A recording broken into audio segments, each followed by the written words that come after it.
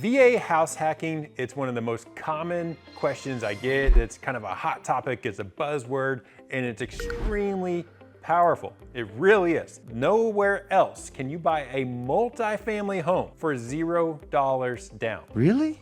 Really. So let's walk you through. I'm gonna break out the whiteboard and show you a real example of how this works and what this looks like, okay?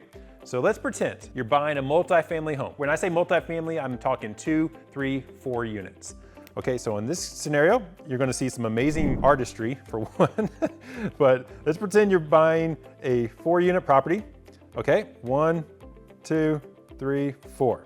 And reminder, you have to live in one of the units as your primary homes. VA loans are only for primary homes. Okay, so you are going to live, this is your unit.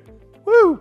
All right, and you're going to rent out the 2nd unit, the 3rd unit, and the 4th unit, which is awesome. Say this home is $400,000, okay? You're buying a home for $400,000. And the principal and interest, P&I, is $2,500 a month. Let's pretend that your insurance is $250 a month, and the property taxes, depending on where you are, some states are really expensive, like Texas, New Jersey. Some states are really cheap, like Georgia, Oklahoma. So let's just say that's $350 a month. So a grand total, if I can do the math on the spot, $3,100 a month is your mortgage for buying this. You're going 0 down on this, okay? This is just an example. I'm not quoting interest rates or all that, but this is an example of how this works. And you're renting out this one for $1,000 a month.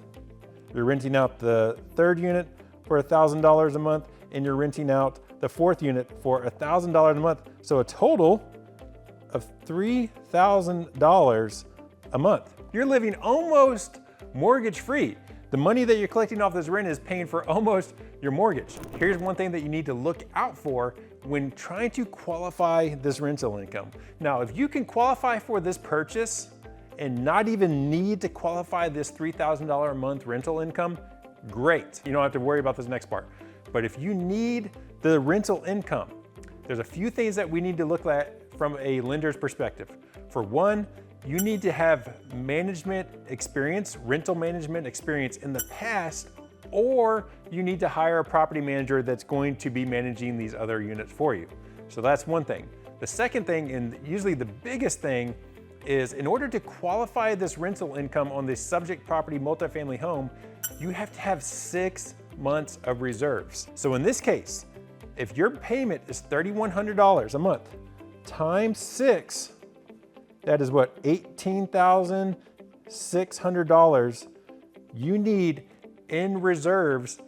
So that's after your closing costs have been paid for. You need all this in your bank account in order to qualify the rental income in order to purchase this home. And this cannot be gift funds, okay? So these cannot be gift funds. These have to be your funds. You can't have borrowed the money from your mom, your dad, your brother, your sister.